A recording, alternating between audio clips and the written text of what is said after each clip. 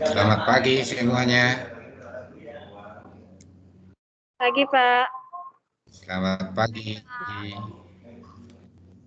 Oke, gimana? Semua sehat?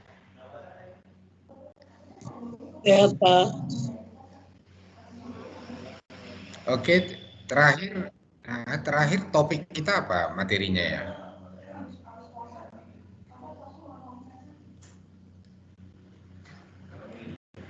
Ada yang ingat terakhir kita topik kuliahnya apa?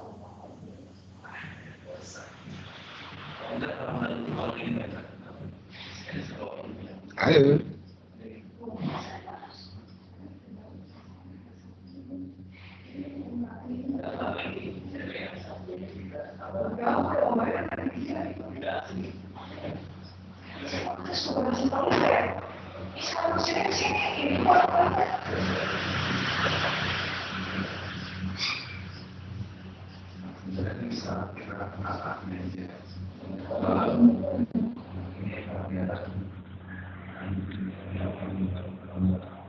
Firmina.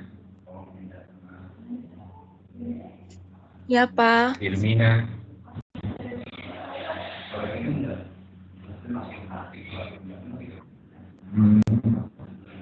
Apa kau kuliah ke minggu lalu? Ya, Pak. Masuk minggu kemarin? Ya, Pak. Kita bahas apa kemarin?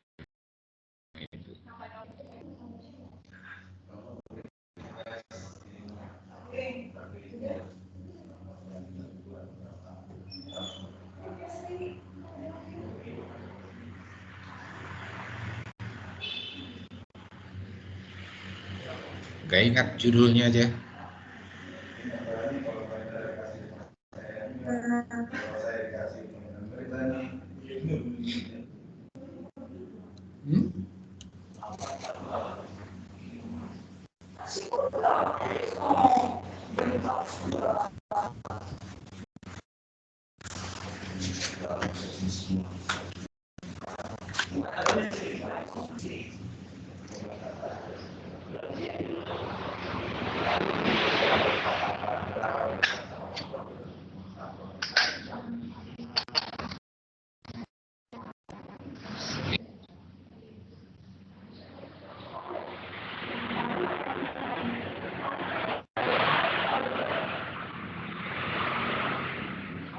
Ada Lidiana.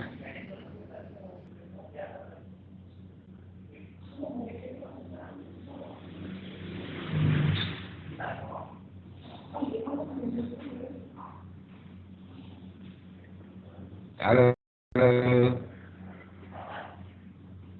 Halo Pak.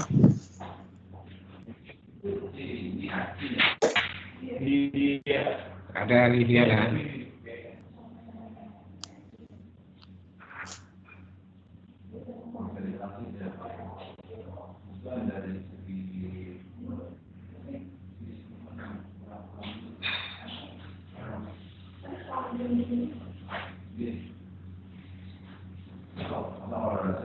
Bestari.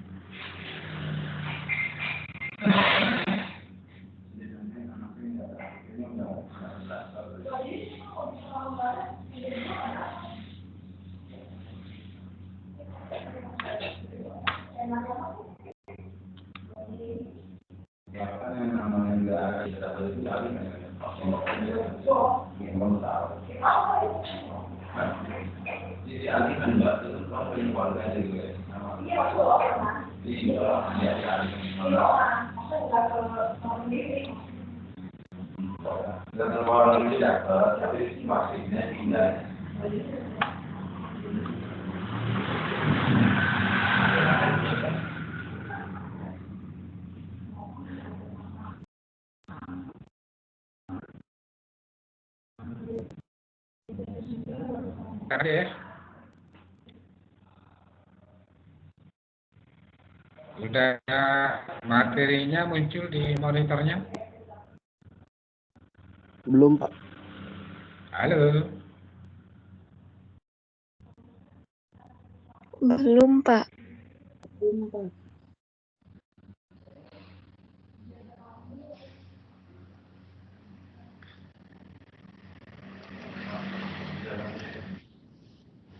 muncul.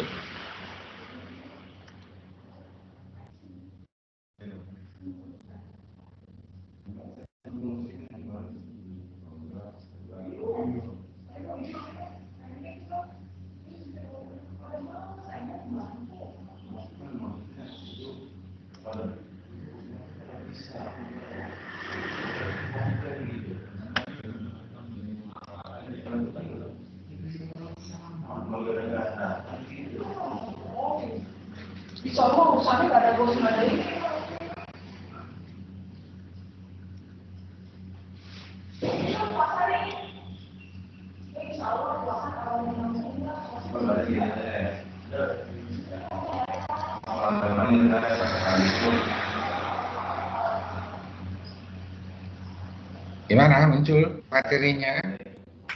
Sudah Pak, sudah. Muncul, Pak.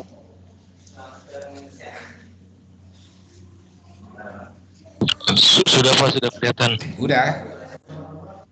Sudah Pak.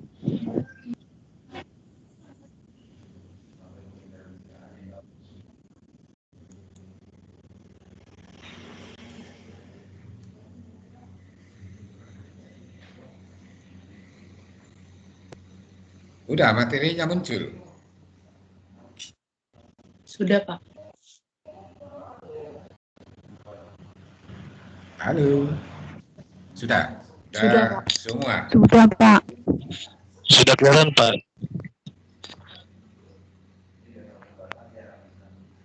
Sudah Pak.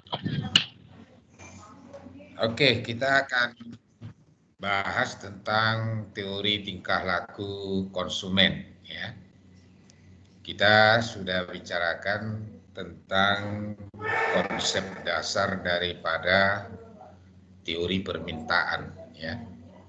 di mana kalau harga dari suatu barang maupun jasa turun, maka konsumen akan membeli dalam jumlah yang lebih banyak ya. Jadi harga turun, kuantitas permintaan akan naik. Sebaliknya kalau harga naik, kuantitas permintaan akan turun. Nah, tentu itu adalah menggambarkan bagaimana tingkah laku daripada konsumen. Nah, karena itu topik ini adalah menjelaskan lebih detail lagi tentang konsep daripada permintaan. Ya, permintaan itu tentu adalah dari konsumen. Nah, dalam teori tingkah laku konsumen yang dijelaskan atau yang mau dibuktikan adalah apa sebenarnya yang menjadi alasan dari konsumen merubah pola pembelian atas barang maupun jasa dan komposisi dari barang maupun jasa yang akan dibelinya. Jadi konsumen behavior itu melihat apa yang menjadi alasan konsumen merubah ya pola pembelian barang dan komposisi dari barang yang akan dibelinya. Ya. Nah, ada dalam menjelaskan tentang perilaku konsumen tadi, yaitu dijelaskan melalui pendekatan nilai guna ya, atau utility. Ada dua konsep dalam utility, yaitu kardinal dan ordinal. Ya, jadi dalam menjelaskan nilai guna atau utility itu ada dua paham atau dua pendekatan, yaitu pendekatan kardinal dan pendekatan ordinal. Nah, pendekatan kardinal mengatakan bahwa manfaat untuk nilai guna dari konsumen itu dapat diukur secara kuantitatif. Nah, itu menurut pendekatan kardinal. Ya. Jadi bahwa nilai guna dari konsumen itu dapat diukur secara kuantitatif. Sedangkan pendekatan ordinal menyangkal, ya. Jadi ordinal itu tidak setuju dengan apa yang disampaikan oleh pendekatan kardinal. Menurut ordinal, bahwa manfaat untuk nilai guna dari konsumen itu tidak dapat diukur secara kuantitatif, namun hanya dapat dibandingkan saja. Ya. Jadi menurut kardinal, nilai guna itu dapat diukur secara kuantitatif, sedangkan menurut ordinal tidak bisa diukur secara kuantitatif, namun hanya dapat diperbandingkan saja. Ya, hanya dapat diperbandingkan. Nah, pendekatan ordinal itu dijelaskan melalui kurva ya. Jadi pendekatan ordinal itu dijelaskan menggunakan kurva kepuasan yang sama ya, atau disebut dengan indifferent curve ya. Jadi indifferent curve itu adalah kurva atau grafik yang menggambarkan tingkat kepuasan yang sama yang diperoleh oleh konsumen atas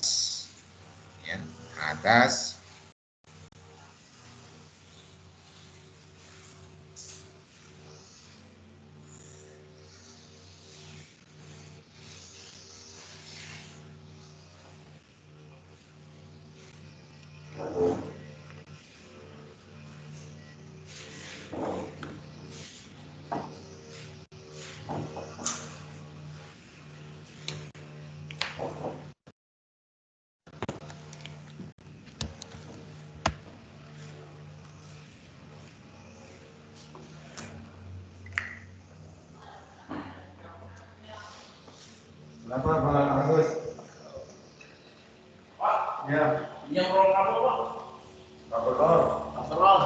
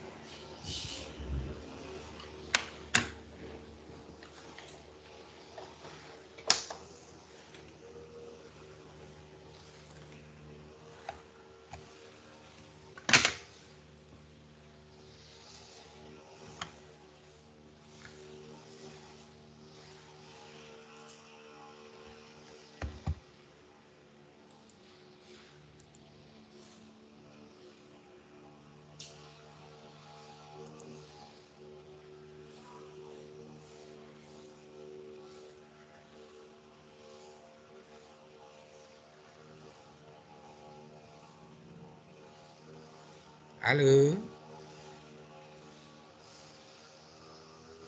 Halo. Halo Pak. Halo Pak. Oke, tadi Halo. keputus tadi sinyalnya. Materinya Iya, Pak. masih muncul? Masih Pak, pendekatan nilai guna. Ya, maksudnya materinya masih ada di Iya, monitornya? Pak. Ada Pak, ada. Masih Pak. Ada? Ada Pak. Ada Pak, ada. Oke, bentar ya.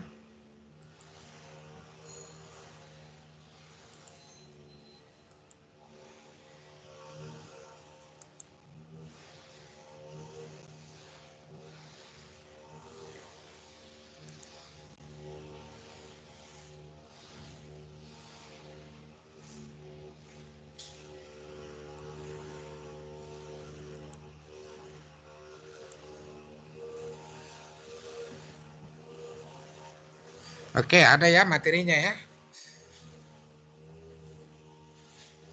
Baik, Ada kita lanjutkan ya. Jadi pendekatan ordinal itu dijelaskan melalui kurva kepuasan yang sama atau yang disebut dengan indifferent curve ya. Nah, nilai guna total itu adalah jumlah seluruh kepuasan atau total kepuasan yang dapat diperoleh dari mengkonsumsi sejumlah barang tertentu ya. Sedangkan marginal utility atau pertambahan atau pengurangan kepuasan sebagai akibat dari penambahan atau pengurangan pemakaian barang tertentu. Jadi total kepuasan itu adalah seluruh kepuasan yang dapat diperoleh kalau seseorang mengkonsumsikan sejumlah barang tertentu. Nah, sedangkan marginal utility itu adalah penambahan atau pengurangan. Jadi marginal itu bisa positif, bisa negatif ya. Atas kepuasan sebagai akibat dari penambahan atau pengurangan pemakaian barang tertentu. Jadi kalau seseorang menambah ya jumlah barang yang dikonsumsi, berapa penambahan atau pengurangan kepuasannya ya. Oke. Dalam teori utility ada yang disebut dengan hukum nilai guna marginal yang semakin menurun ya, atau the law of diminishing marginal return utility. Nah, yaitu tambahan nilai guna yang diperoleh seseorang dari mengkonsumsi suatu barang akan menjadi semakin sedikit ya apabila orang tersebut terus-menerus menambah konsumsinya terhadap barang tersebut pada waktu yang bersamaan. Jadi artinya begini, kalau seseorang menambah jumlah barang atau jasa yang dikonsumsi, maka semakin lama kepuasan yang diperoleh itu akan semakin menurun. Nah, maksudnya begini, kalau kita katakanlah sedang haus ya, nah kalau haus sudah pasti pengen minum ya. Kalau haus sudah pasti ya orang pengen minum. Nah, ketika dia minum gelas pertama, maka dia tentu akan memperoleh kepuasan. Ya, katakanlah tingkat kepuasannya itu adalah 10 misalnya. Ya. Nah, kemudian dia konsumsi lagi gelas yang kedua, dia minum lagi air putih yang kedua. Ya. Maka kepuasannya juga bertambah. Tetapi bukan sama, ya, 10. Nah, katakanlah dia hanya memperoleh 8. Ya. Jadi gelas pertama tingkat kepuasannya 10, gelas kedua tambah 8. Nah, berarti total kepuasan dia atas gelas pertama dan gelas kedua itu adalah 18. Ya. Nah, dia konsumsi lagi gelas yang ketiga. Nah, dia akan memperoleh ya kepuasan sudah bukan 8 lagi. Ya, sudah kurang dari 8. Katakanlah 5. Ya. Nah, berarti total kepuasannya atas 3 gelas yang diminum adalah 10 tambah 8 tambah 5 berarti 23. Nah, suatu saat nanti nggak ada lagi penambahan kepuasannya, sudah 0. Ya, jadi artinya dia minum lagi, ya, tambah lagi dia minum airnya, dia tidak memperoleh penambahan kepuasan. Nah, kalau ditambah terus, akhirnya nanti kepuasannya akan negatif. Ya, nah itu maksudnya. Oke.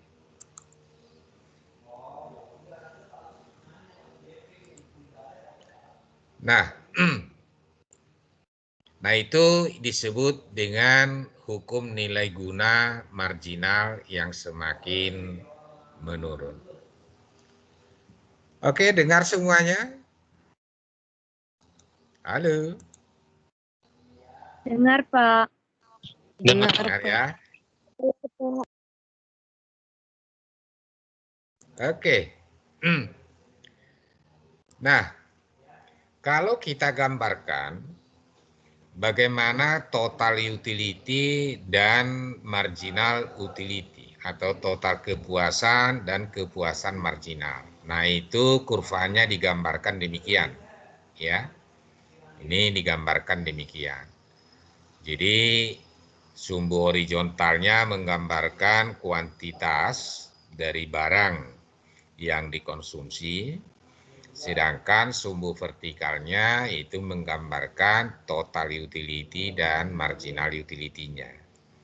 Nah, total utility-nya ketika Q bertambah, Q naik, maka total utility-nya juga meningkat, ya, naik. Sampai suatu saat dia maksimum, ya, yaitu berada di titik ini. Nah, kalau kuantitasnya ditambah, total utility-nya tidak lagi grafiknya ke atas, tapi dia sudah turun, ya. Nah, pada saat ya marginal utility-nya 0 di sini, disitulah total utility-nya maksimum. Ya. Jadi marginal utility itu kalau Q-nya bertambah, ya, dia mula-mula tinggi, tapi kemudian akan semakin menurun, ya. Kalau Q-nya ditambah terus sampai akhirnya dia 0, ya. Kalau Q-nya ditambah lagi, marginal utility-nya sudah negatif. Jadi artinya kalau Q-nya bertambah, ya, maka total utility-nya tentu akan naik. Kenapa? Karena penambahan marginal utility-nya masih positif. Jadi bertambah, nah sampai akhirnya maksimum. Nah itu tentang total utility dan marginal utility. Oke. Nah, syarat yang harus dipenuhi adalah bahwa setiap rupiah yang dikeluarkan oleh konsumen untuk membeli unit tambahan berbagai jenis barang itu akan memberikan nilai guna marginal yang sama besarnya. Jadi artinya di dalam memaksimumkan nilai guna, nah konsumen akan meminta syarat, ya, yaitu bahwa setiap rupiah yang dibelanjakannya untuk membeli, ya, unit tambahan berbagai jenis barang itu harus memberikan nilai marginal utility yang sama besarnya. Jadi secara matematika, ya, marginal utility A per harga A, nah itu adalah sama dengan marginal utility B dibagi dengan harga B sama dengan marginal utility C dibagi dengan harga C. Artinya kalau kondisi ini dipenuhi, itu artinya bahwa konsumen itu berada pada kepuasan yang maksimum, ya, pada kepuasan yang maksimum. Jadi katakanlah dia mengkonsumsi ada 3 jenis barang, ya, barang A, barang B, dan barang C, ya.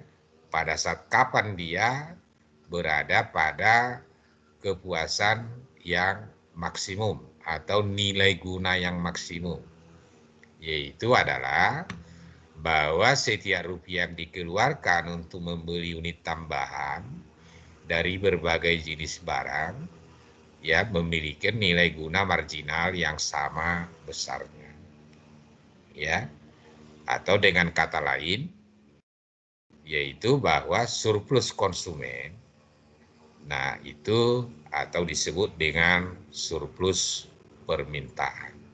Oke. Nah, tadi indifferent curve itu adalah suatu kurva yang menggambarkan gabungan atau kombinasi dari dua jenis barang, ya, pada saat konsumsi yang akan memberikan nilai guna yang sama besarnya, ya. Jadi kombinasi dari barang A dan B yang memberikan tingkat kepuasan yang sama. Kalau digambarkan indifferent curve-nya, nah seperti garis merah ini, ya. Nah katakanlah, ya, barang A, barang B, ya. Nah barang B-nya misalnya makanan, barang A-nya pakaian. Jadi artinya sepanjang kurva C ini, indifferent curve ini, berarti kombinasi daripada A dan B itu memberikan kepuasan yang sama. Jadi misalkan kita ambil satu titik di sini, ya. Nah kalau dia, ya, mengkonsumsi makanan sebesar ini, ya, sebesar ini dengan pakaian sebesar ini, kepuasannya sama. Kalau makanannya dikurangi di sini, ya, namun pakaiannya ditambah dari sini ke sini. Jadi artinya sepanjang kurva ini tingkat kepuasannya adalah sama atas kombinasi daripada makanan dan pakaian. Ya, nah itu disebut dengan indifferent curve. Oke. Nah, indifferent curve, nah itu dibatasi oleh garis anggaran atau pengeluaran. Artinya begini, bahwa seorang konsumen tentu terbatas dana yang dianggarkan untuk dibelanjakan, ya.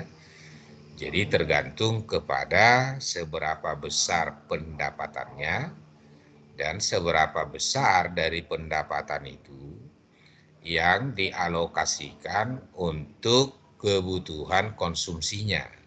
Ya, di pengantar tentu sudah tahu bahwa pendapatan atau dinotasikan Y adalah sama dengan untuk keperluan konsumsi, ya, dinotasikan C ditambah dengan tabungan, ya, atau saving. Saving sama dengan investasi. Jadi Y sama dengan C plus S atau Y sama dengan C plus I. Y adalah pendapatan, C adalah konsumsi, S atau I adalah saving atau investasi. Itu ya. Nah, indifferent curve tadi itu dibatasi oleh garis anggaran pengeluaran atau disebut dengan budget line. Nah, garis anggaran menunjukkan berbagai gabungan barang yang dapat dibeli oleh konsumen dengan sejumlah pendapatan tertentu, ya. Jadi garis anggaran itu menunjukkan berbagai gabungan daripada barang yang dapat dibeli oleh konsumen dengan sejumlah pendapatan tertentu. Nah, misalnya begini. Anggaran kita adalah 100, ya. Anggaran kita 100. Katakanlah yang 100 ini kita belanjakan untuk 2 barang, ya, barang A dan barang B. Barang A harganya 20, sedangkan barang B harganya adalah 10. Ya. Kalau kita belanja beli barang A sebanyak 4, kan harga barang A tadi 20. Kalau kita beli 4, berarti dananya kita sudah belanjakan 4 kali 20 berarti 80. Sisanya tinggal 20. Berarti kita hanya bisa beli barang B sebanyak 2. Jadi kombinasi dari barang A dan B, ya, untuk anggaran 100 tadi adalah 4 dan 2. Ya. Nah, kalau barang A-nya kita beli hanya 2. Berarti harga 20, kita beli 2, berarti kita belanjakan dana kita 40. Berarti barang B bisa kita beli sebanyak 6. Berarti kombinasi dari barang A dan B untuk anggaran yang 100 tadi bisa 4, 2, atau 2, 6. Nah, itu maksudnya garis anggaran. Ya. Oke. Di dalam indifferent curve, ya, kalau dia ke kanan, ya, kurvanya semakin ke kanan, itu artinya semakin tinggi utility-nya, ya. Jadi makin ke kanan kurva IC-nya, itu berarti kepuasannya semakin besar. Nah, gabungan dari beberapa indifferent curve dalam satu grafik, nah itu dinamakan dengan indifferent map, ya, indifferent map. Jadi indifferent map itu adalah gabungan dari beberapa indifferent curve dalam satu grafik. Oke. Nah, indifferent map juga disebut sebagai peta daripada indifferent curve, di mana indifferent map itu adalah menggambarkan beberapa pilihan tingkatan utility yang berbeda untuk seorang konsumen dalam memuaskan konsumsi barangnya. Nah, itu disebut dengan indifferent map. Nah, sedangkan garis pendapatan konsumsi adalah garis yang menghubungkan beberapa titik keseimbangan indifferent map. Ya, nah ini pengertian-pengertiannya. Nah, kalau kita gambarkan, ya kurang lebih seperti ini. Ya, bagi apa itu indifferent map? Ya, nah ini ada barang Y, barang X. Ya. Nah, ini indifferent curve, mula-mula yang garis hitam, ya, katakanlah itu indifferent curve-nya, ya. Kalau tingkat kepuasannya bertambah, berarti menjadi garis yang merah, dia bergeser ke kanan, ya. Nah, kalau tingkat kepuasannya turun, berarti dia menjadi yang hijau. Berarti indifferent curve-nya bergeser ke kiri. Ya.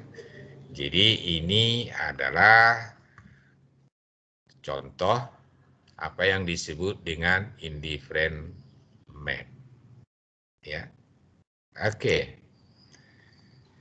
Nah, bagaimana antara indifferent curve dengan garis anggaran atau budget line? Nah, garis yang hitam ini adalah garis anggaran, ya. Jadi katakanlah tadi barang A dan barang B, ya. Berarti kombinasi daripada A dan B, ya, ada katakanlah di sini, ya. Berarti indifferent curve-nya akan menyinggung pada titik ini. Kalau misalnya kombinasi daripada A dan B-nya bergeser di sini, ya, katakanlah di sini. Berarti indifferent curve-nya nanti akan menyinggung pada titik itu. Ya. Jadi bahwa indifferent curve itu akan selalu, ya, bersinggungan pada titik, ya, pada titik garis anggaran. Jadi indifferent curve itu nggak bisa dia memotong, ya, nggak bisa memotong. Dia selalu bersinggungan pada garis anggarannya, ya, nggak bisa di atas, ya, nggak menyentuh berarti itu udah nggak benar, atau terlalu ke bawah akhirnya memotong garis anggaran, nah itu juga enggak. Jadi dia selalu bersinggungan pada titik, ya, pada titik di garis anggaran. Oke. Nah, kalau kita gambarkan, ya, kalau kita gambarkan garis pendapatan daripada konsumennya, ya. Nah, katakanlah garis anggarannya yaitu mula-mula di sini. Ya, ini garis anggarannya. Oke. Berarti indifferent curve-nya adalah ICA yang hitam. Ya, ini garis anggarannya. Oke. Kalau anggarannya naik, ya, naik menjadi di sini. Berarti indifferent curve-nya menjadi ICB, ya, indifferent curve-nya ICB. Berarti yang garis yang merah, ya.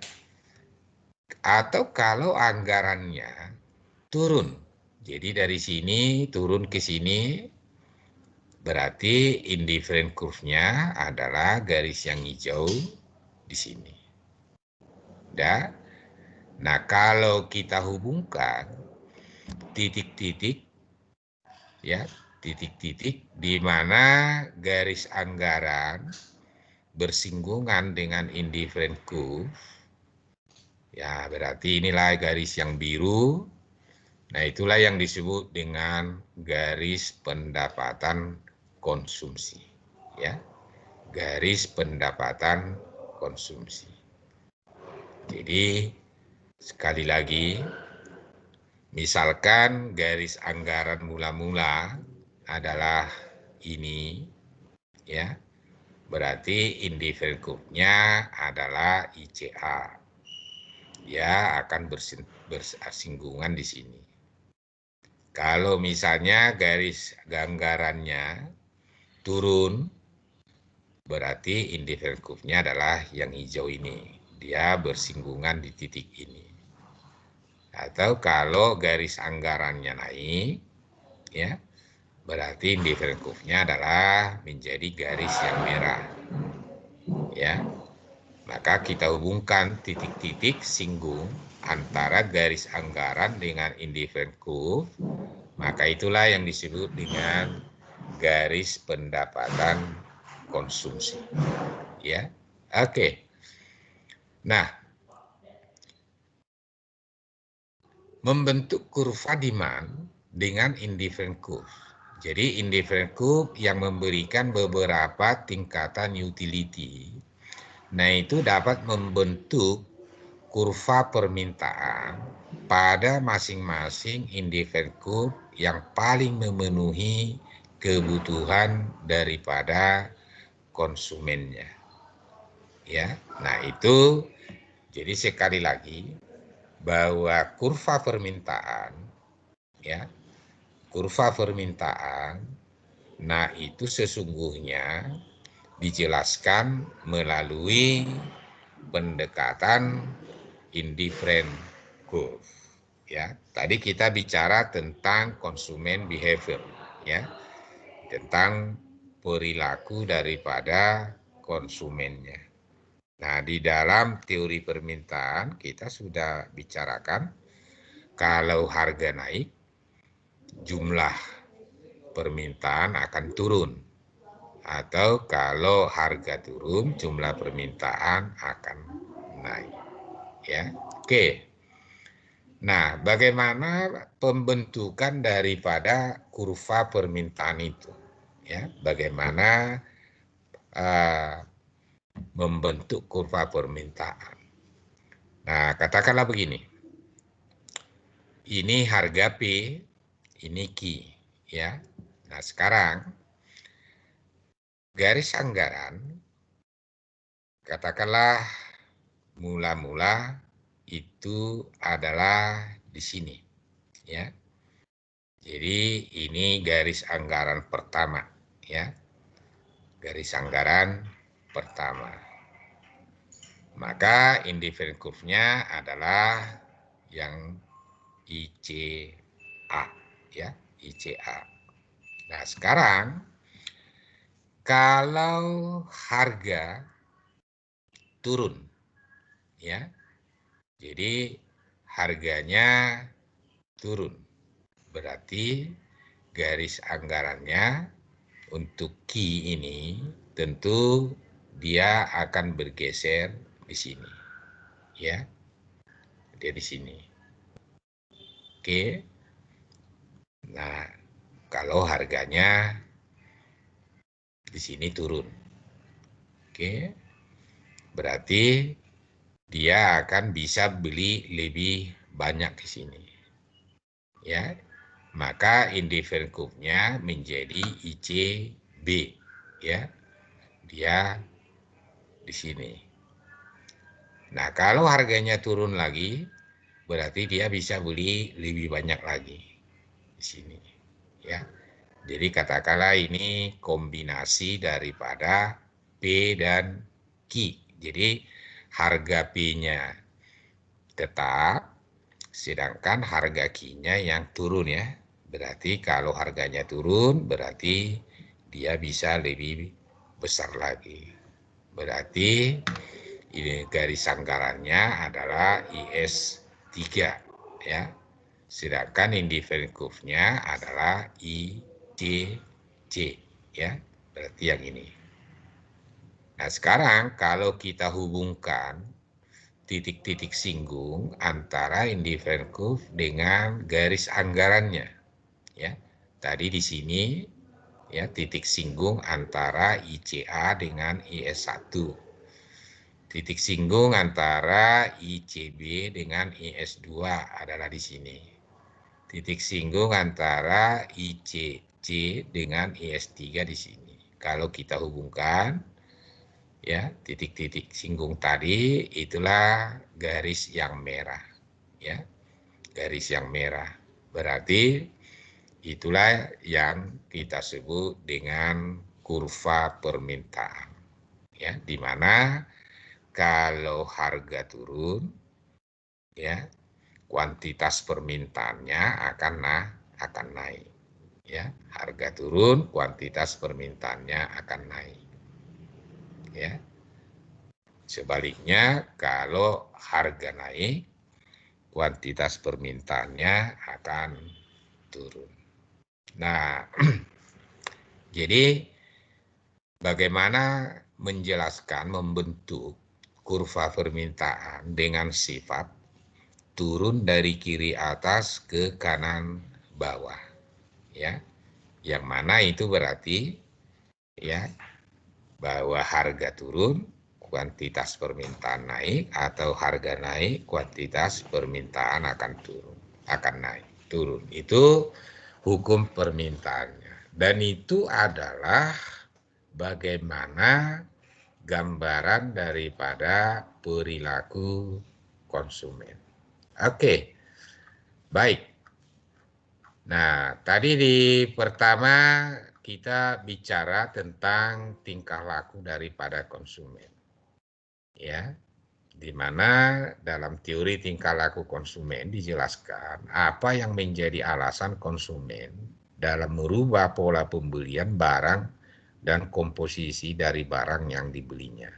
Ya, jadi artinya bahwa yang menjadi dasar daripada perubahan itu adalah selalu pada upaya konsumen dalam memaksimumkan tingkat kepuasannya dengan batasan ya, yaitu anggaran yang ada ya, dengan anggaran yang ada.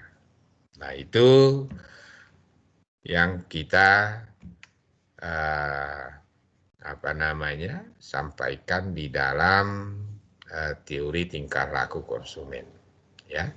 Jadi kenapa ya kalau harga turun ya konsumen jumlah permintaannya akan naik, atau sebaliknya kalau harga naik jumlah permintaan daripada konsumen akan turun. Nah, itu disampaikan dalam teori tentang tingkah laku konsumen. Oke, ada pertanyaannya sampai di situ? Halo.